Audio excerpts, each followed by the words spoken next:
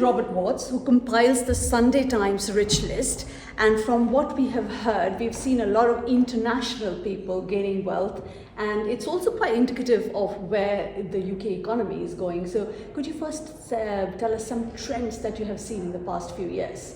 Well, for years, Lavinia, we saw this big billionaire boom for the UK, that the super rich were getting a lot richer, partly because of low interest rates were inflating the value of their companies, their shares, their properties. And we also saw a lot of the global super rich coming to the UK, attracted by everything from the rule of law and the chance to float their companies on the London stock market to private schools and Wimbledon, cultural events, nice properties, country estates, all that kind of thing.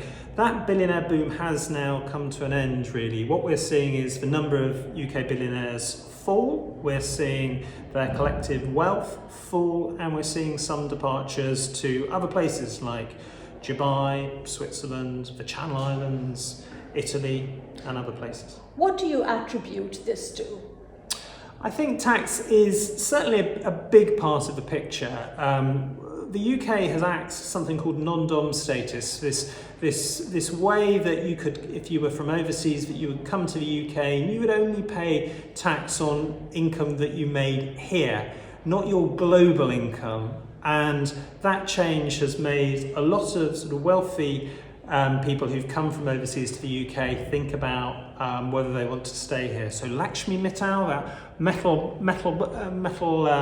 baron who topped the Sunday Times Rich List for many years, he is one who is considering leaving.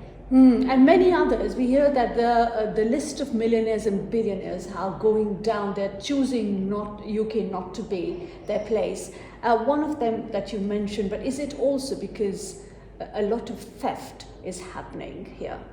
I do hear a bit of some safety concerns, a little bit of that, but I also hear some complaining about the cost of living in London.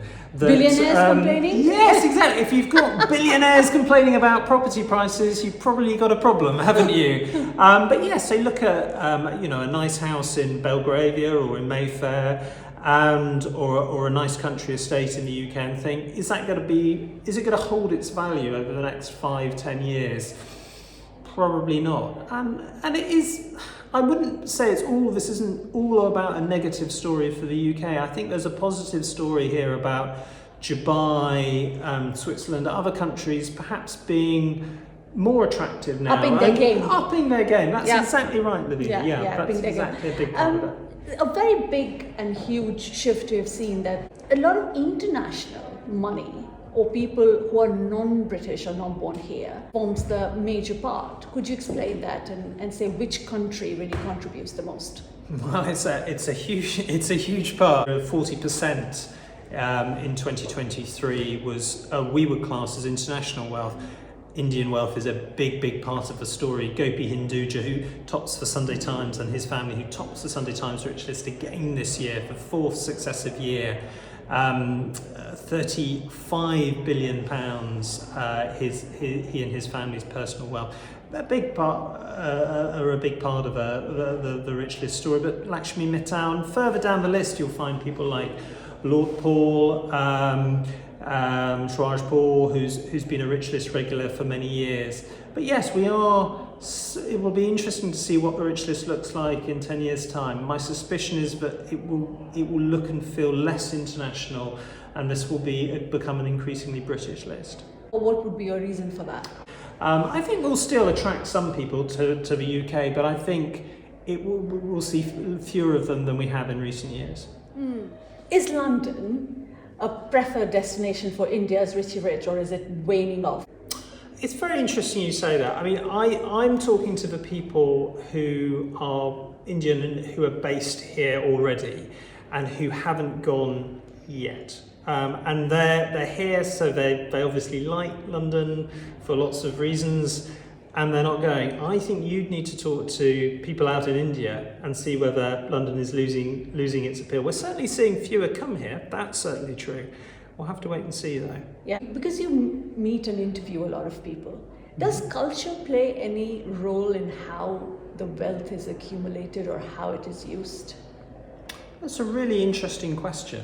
I think some countries do have perhaps a more entrepreneurial, hard-working culture than others perhaps. But I think often the single most interesting thing is that entrepreneurs talk about is having a mentor, having someone in their life who was self-employed, who ran their own business, who showed them that you didn't have to work for someone else. And bear in mind, the majority of these people on their list, they're not getting here from inheriting businesses or for working for someone else.